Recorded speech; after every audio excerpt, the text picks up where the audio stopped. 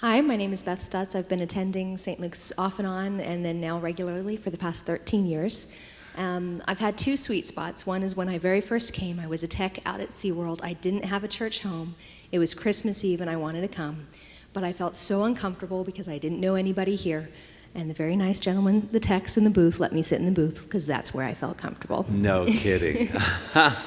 Oscar Welch. I'm not sure how long I've been coming here, something over 10 years, I believe. I started coming looking for a reason to come back to church, and had knocked around looking at a lot of places, and started coming in, and it just sort of grabbed me. And you know, then I thought, well, you know, I'm going to church. That's a pretty good thing. Check.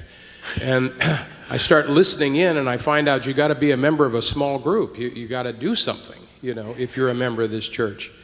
So I went out and joined Habitat, and Tom and Travis and Bob and Billy and Tom and all those guys were, well, they were Christians, and they lived their Christianity to me, and in a nice, easygoing, you can have it if you want it way, which is kind of what I needed. And since then, I've done lots of things, but that was one of the sweetest things. Working on people's homes who got in storms. We did some repair work, and I remember working with Bobby on those and Berg, and they talked me into a new career. They saw in me something that I hadn't seen in myself.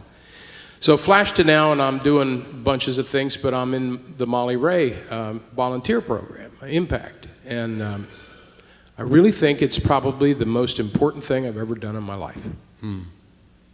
Those kids are amazing. Fill me up. Try it.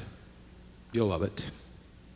Hi, I'm Marcia Dawson, and I've been a member for about 10 years. I've been sneaking in for two plus before I joined.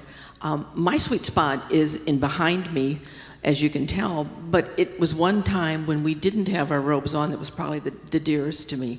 When we rehearse every Wednesday night, there's a prayer and devotions that we start choir rehearsal with, and we usually have a prayer at the end. This particular evening, we had just barely started rehearsal when we were told, we were handed out a copy of It Is Well With My Soul.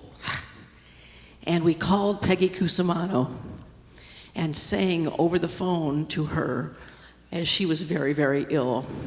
And it was a moment of group prayer, basically, through music for her. She passed away the next morning. But we all felt good and very sweet that we had been able to touch her just once.